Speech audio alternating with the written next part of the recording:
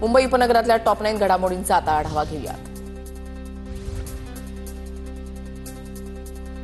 मुंबईतील ओसी नसलेल्या इमारतींसाठी नवं धोरण, 25,000हून अधिक इमारतींना मोठा दिलासा। भूगोटा प्रमाणपत्र नसलेल्या इमारतींना भूगोटा प्रमाणपत्र मिळवण्याची संधी मिळणार, पालकमंत्री आशिष शेलार यांची माहिती। हार्बर मार्गावर 14.5 तासांचा मेगा ब्लॉक, वडाळा रोड ते मानपूर दरम्यान शनिवारी रात्री 11 ते रविवारी दुपारी 1:30 वाजेपर्यंत लोकल सेवा बंद राहणार। नरिमन पॉइंटमधील भूखंड आरबीआयच्या ताब्यामध्ये, रिझर्व्ह बँक ऑफ इंडियाचा मुंबई मेट्रो 3,000 कोटींशी व्यवहार।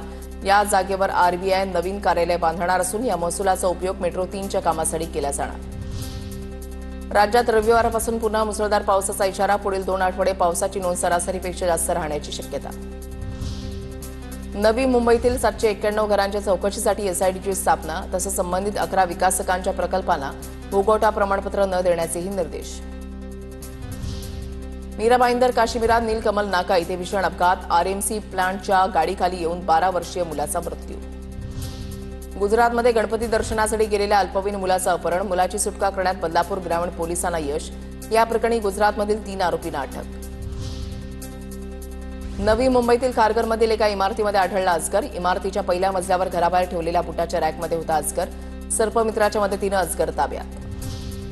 एमएमआरडीएकडून मरीन ड्राईव्हचा विस्तार करण्याचा निर्णय, या रुंदीकरणामुळे 6 पदरी असलेला मरीन ड्राईव्ह 12 पदरी होणार, प्रकल्पाचा आराखडा तयार करण्याचं काम सुरू, एमएमआरडीएची माहिती।